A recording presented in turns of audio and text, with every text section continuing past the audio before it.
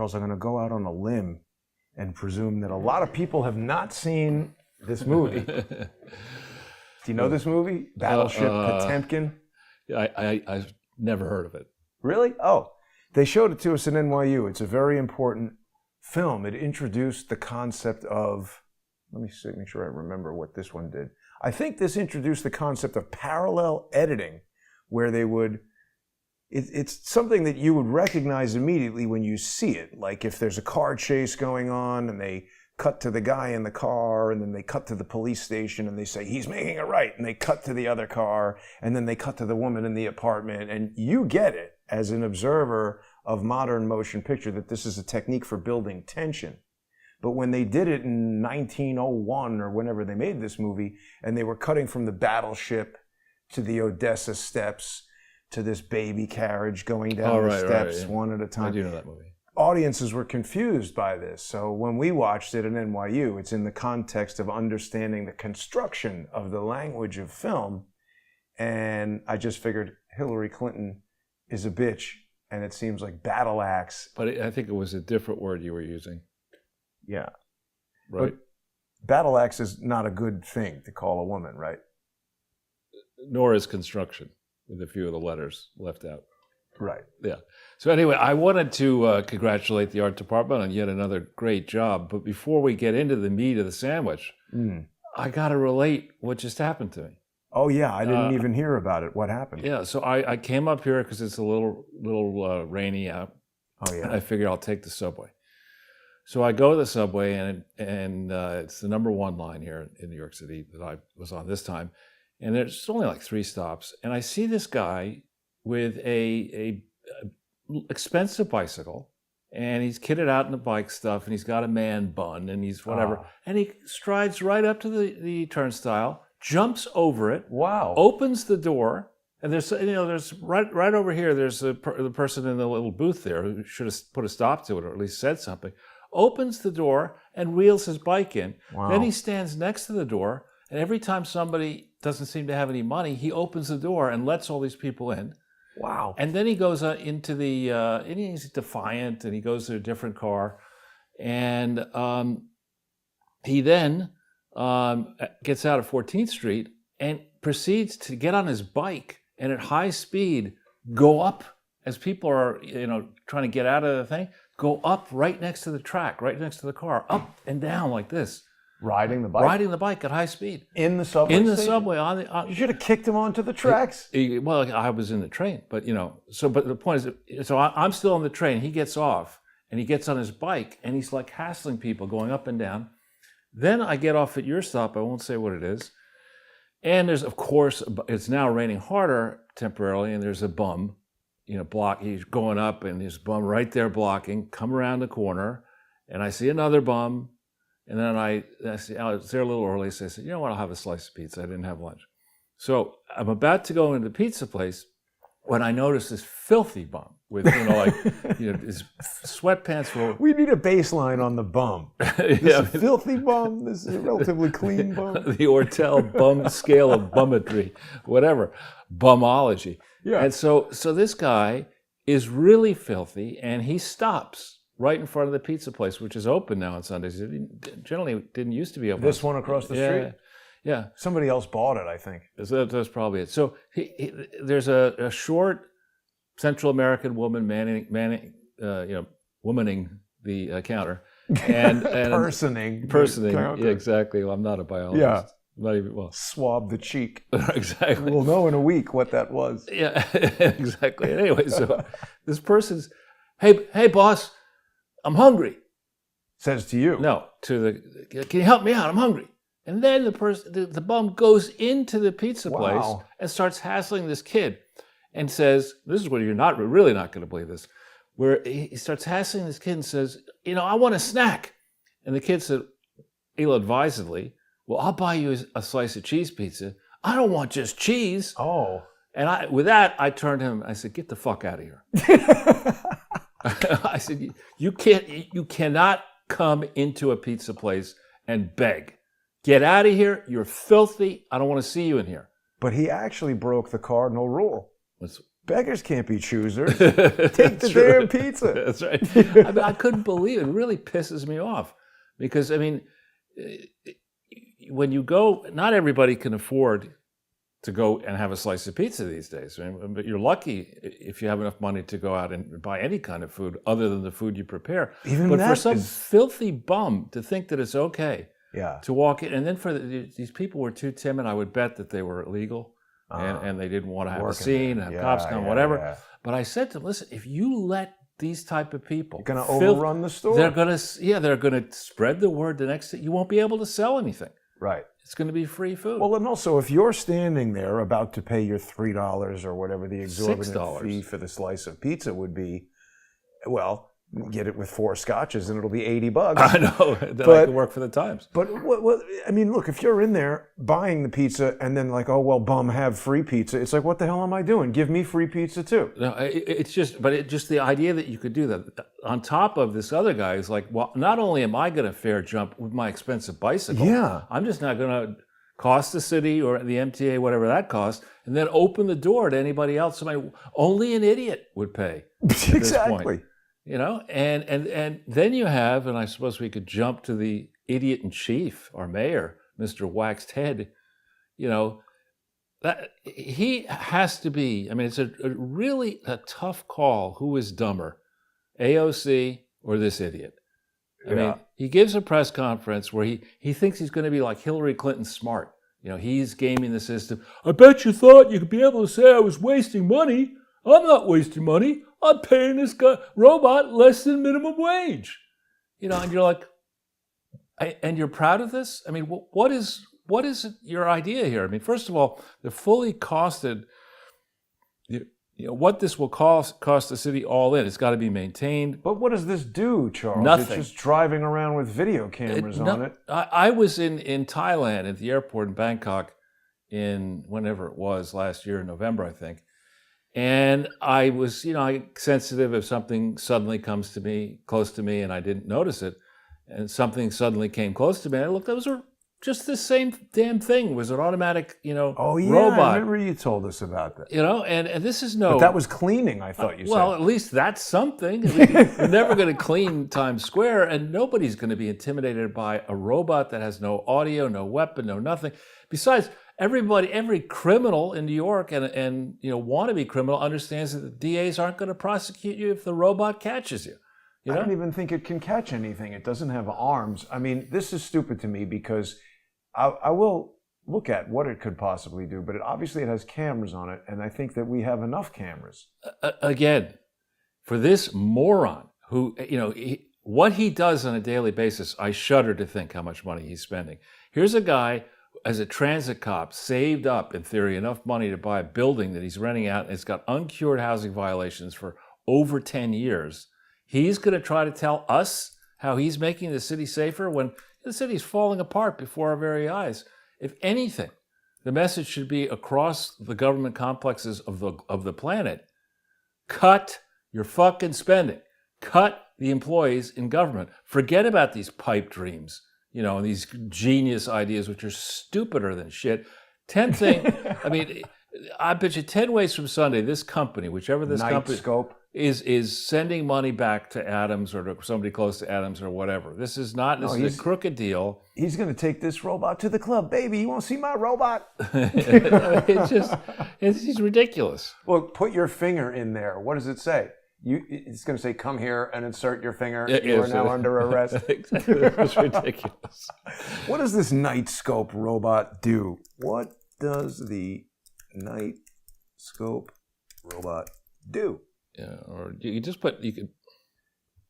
robots are fully autonomous using self-driving technology, and it's designed to alert police. Hit Wikipedia. Let's see what it says, because I'd be curious who owns Nightscope.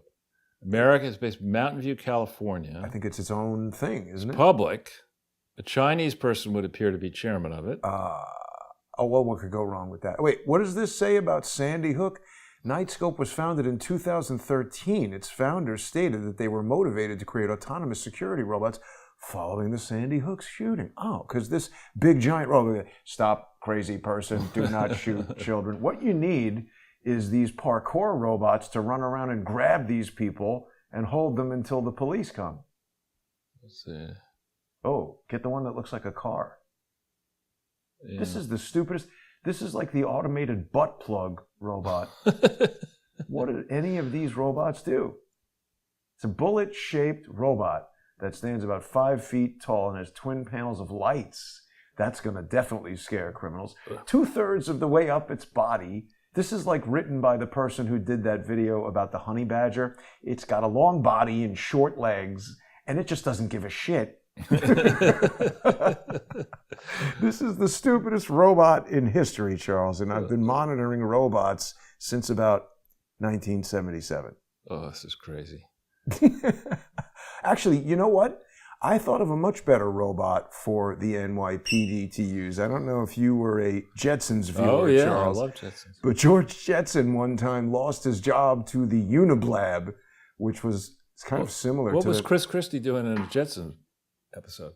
I don't know. He's Mr. Spacely. No, he's Uniblob. Uniblob, right. This is Uniblab. Oh, I got that one. Records George Jetson saying something bad about the boss, and then he gets fired, and I think the robot takes over his job is what happens. Yeah. But, that's prescient. I mean, in the old days of yore, when I started work June 9th, 1980. Days of mine? Exactly. It was relatively inexpensive to hire people, and and businesses understood that yes, there was lifetime employment in certain places, the big companies and government stuff like that, but now it is, and particularly in government, after decades of public sector unions abusing the power that they have, you have too many public sector employees already doing too much shit and getting nothing done, wallowing in problems. Let's have a problem so we can continue to pretend that we're working and pay off contractors and who'll give us kickbacks and whatever. I mean, the last thing I want to hear is another, quote, good idea from government. Anybody who's got time to think about new good ideas in government, you're fired.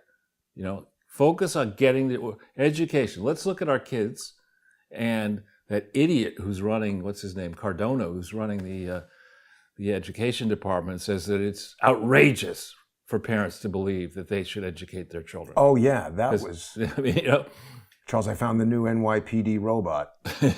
Here it is. R2-D2? Yeah. Yeah. It's Kenny Baker inside the robot. Oh, that's the guy, the actual guy? Yeah, and when he died, first of all, they kept bringing this guy back for every Star Wars movie, even though all he did was like drive it around with a little remote control stick. And how tall was the guy? Yeah, he was a little person. There's his feet out the bottom. Wow. Yeah, he was a midget. Huh. Oh, here he is standing next to the robot. That was an endearing. I mean, that was... But it wasn't trying to guard the subway. It's a funny thing in a movie. I mean, you can't... The mayor can't even catch the rats. The purpose of this robot was to interface with computers. It wasn't going anywhere quickly. It was a navigation system that could go around with you. I mean, if you really wanted to stop crime in the subways, you would, at every entrance, at every exit of the subway... A police officer. Before you can come in. Right. You'd have to go buy something. Who just evaluates you. Are Right. you crazy and you have a bike and you're causing trouble? Right. And you would also have it such that there's the actual entrance to the subway station at the top of the stairs, and maybe there's a zone around the subway station that you have to enter as well. And, they're not serious about this. These are a bunch of overpaid morons in our city and state and federal government who understand that they can never be fired. Judges can never be impeached. Nobody's impeached. Biden's out there flapping his gums, saying insane bullshit, so much so that if you go back to the days when Reagan would call the Soviet Union an evil empire, that was a credible accusation back in the Reagan days. But now it's the Russians are flipping it around and calling America an empire of lies, which I think you spent the last 7 years with Crowdsource the Truth, suggesting that we need to find the truth, because we're certainly not going to find it in the mainstream media or in Washington, D.C. Yeah. Now, there was some story, I guess we missed it already, but they're saying that the city is trying to do something to the turnstiles to reduce fare jumping. And then they said they're going to hire private security. But that's ridiculous, because even if the cops don't want to do anything to intervene with somebody breaking the law. How could somebody from private security do that? Yeah, I mean, I'm not a fan of cruel and unusual punishment, because that was a core plank of the Revolution, American Revolution, was to eliminate that. But I would bet if you look at crime statistics such as they exist prior to 1776 in America and post, it was lower. I bet you it was. Yeah. I mean, I'm not suggesting that we go back to those days. I mean, they would basically execute you if you stole the equivalent of $100. That might be extreme. We could get around the unusual part by just start doing it a lot. And you say, well, it's not that unusual, but it is cruel. No, I think cruel and unusual, cruel punishment, which would not be unusual. They're doing for it this already. one, for charity fraud, for this person. Yeah. We will extend her life. We'll do everything possible to extend her life. If she's strapped to a machine, whatever, and she will have to go in a high security prison with the sound up to the maximum level below which you would be deafened, and she will have to listen to her own voice, audiobook, these turgid tomes that somebody has written. It Takes a Pillage, What Happened, all these books. She had to listen over and over and over again. I wonder if she would like or dislike with no that. Chardonnay. We're about 10 minutes away, Charles, from our sponsor exclusive segment that will take place in the First Amendment Forum. People can join us for that on subscribestar.com or patreon.com/crowdsourcethetruth or odyssey.com/@crowdsourcethetruth. There were a limited number of viewers experiencing a technical issue on Odyssey. It's been resolved, but I had to clear the cache of my Google Chrome browser to fully flush it out. So Odyssey is working really well. A lot of people like Odyssey, Charles, because even on the sponsor exclusive videos, you've got a live chat right there. I don't know why that's difficult to make, but I don't know how to program anything, so that makes it difficult. But also crowdsourcethetruth.substack.com. Now, I know there's an area you want to focus on when we get into the First Amendment Forum, Charles. What are we going to talk about? Well, I think we really need to give some prominence to Katya Blainova and the work that she's been doing at Sputnik, and the fact that this particular piece was published on August 27th, 2023, so 3 weeks ahead of the Clinton Grift Fest. It just happened, and we're going to talk at length of the many reasons that the Clinton Grift Fest is a disgusting gathering of people who should know better. They give it Global Citizen Award. It's like, the mafia getting together, giving Global Criminal Award. and shame on, the people around Michael J. Fox. I mean, what did he do? He got the award. He accepted the award. Somebody should have gotten to him and say, listen. Oh, that's too bad. Because that's, Back to the Future and the Parkinsons and all that. And he's a very sympathetic person who's gone through a lot. He's had a great career, and then he has this Parkinson's, which is tough, and he's doing his best to try to ameliorate it and find ways to ultimately cure it. But oh man, to accept this award from this, I'm sure he doesn't know, and this promotes his. That's disappointing. I really have always. You know what is one thing I think that shows you Michael J. Fox must be a great guy? First of all, he's married to the same woman for like 40 years. Wow. And even with this, that's a hell of a wife, too. Sure. Staying with him through all this. Yeah.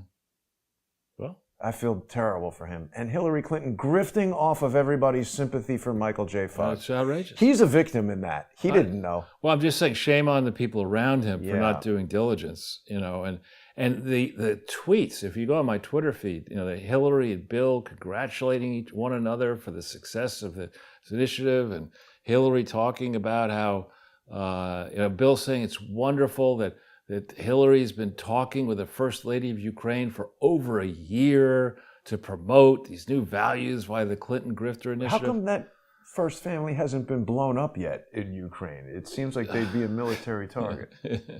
My one word was Fester. Uncle Fester. A lot of people wondering if this is even the same guy still. He does. His eyes look different. These eyes are, alert. These eyes are dead. Yeah. This has a goatee, no goatee. And also there's a no discrepancy mustache, in the tattoos, I think people is that right? are that finding. tattoo? there's one arm that has no tattoo on the new Fetterman that had a tattoo on the old Fetterman. Thanks. What? This is the one of the, Yeah, I mean, they've already destroyed Haiti. I mean, this is another one of these situations where anything in business, I've told you this story about somebody who worked for 21st Century 3D, who was a great animator, didn't have experience dealing with clients. When we were super overwhelmed, I had to send this guy out in the field, got very drunk at a client dinner and said something absolutely outrageous to a female employee of the client. And I just immediately had to put somebody else on a plane out to there. It was a huge hassle. Flew him back at my expense, met him in the office on a Saturday, and I was like, I don't know why you did this, and I don't want to do what you're forcing me to do, but you're fired. And he cried and he said, I know. You're the only person in this country who ever helped me. I don't know why I did this. It's the last time I ever spoke to the guy, but it's not like, well, you did such a good job insulting our most expensive client. Let me put you in charge of another job. That would be in the public service That's area. what they're doing. Exactly. That's what I'm saying. You get fired right away if you screw something up. Right. Unless the project, going way back to 92, when Bill won, or when the forces that be conspired to let Bill win, unless the project was, listen, what we're going to do is we're going to invent this new world order and this unregulated globalism, and we're going to assert that there are all these problems that need a lot of money to be solved, and we're going to encourage countries around the world to put that money into a common pot, and then we're going to steal as much from that pot as possible and kick it back to 5 or 10 of the world leaders and their families, unless that was the plan, which I think probably was and is the plan. Yeah. If you think about, and I don't know how much time we have, but I'll be quick. If you think about the AIDS project, Bill, when he was president, pissed all over the idea that we would spend a lot of money on AIDS because the branded drug companies wanted to make sure that they protected their profits, and people understood back in 92 to 2000 that these countries around the world didn't have health systems in place that could address the actual care and treatment of the progression of HIV into full-blown AIDS. There wasn't the infrastructure. So he didn't do much. Then he has to virtue signal, and somebody says, hey, boss, Magaziner says AIDS will work. Okay, so he starts promoting his AIDS work, then turns their attention with his idiot daughter, to the Global Fund and malaria and this, the mission gets expanded, then COVID, now Ukraine. I mean, enough, as you would like to say, enough already. This is ridiculous. In fact, when is Yom Kippur? Is it? I think it's today. Yeah, okay, so there should be a lifetime of atonement. Yeah. These people should have Yom Kippur 365, whatever it is, 24/7. Yeah, it is today. There you go. Yeah. Happy Yom Kippur, Charles. I got to rush home. Yeah. Good Yontif. The holiest day of the year. My goodness. I know.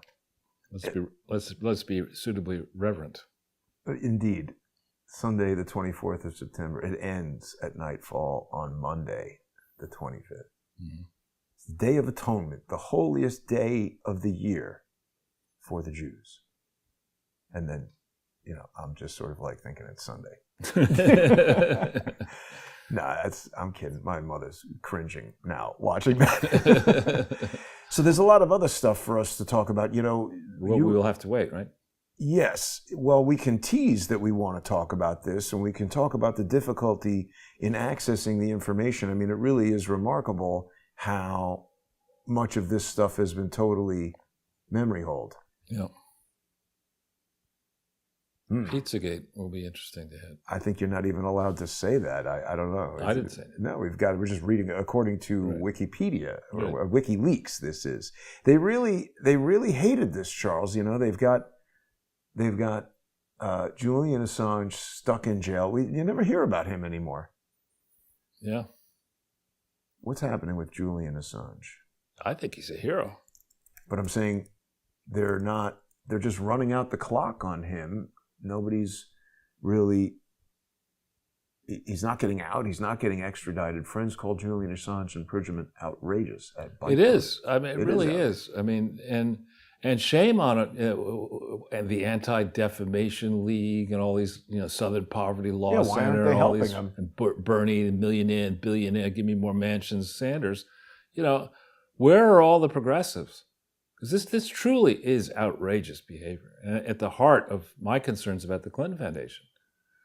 If you remember that, the famous June interview where 2016, Assange says, "I have information that put Hillary in prison." No information in this. But wasn't that what prompted you to email Ted Malloch or Roger Stone or whatever? No. And then that got the FBI on you. Right, no, it prompted me to email Napolitano and James Rosen at Fox. They sent it around. But that got the FBI on you, just talking about it. I know, it's ridiculous. All right, well, we're going to break right now. We'll be back in 5 minutes. People can join us on odyssey.com/@crowdsource the truth. I've added more free videos to Odyssey. I can't remember right now which ones I did, but I did add some. Oh, maybe some David Hawkins stuff. People who missed the tribute to David Hawkins, sadly, he left us this week, and you can still see that. It's free to watch.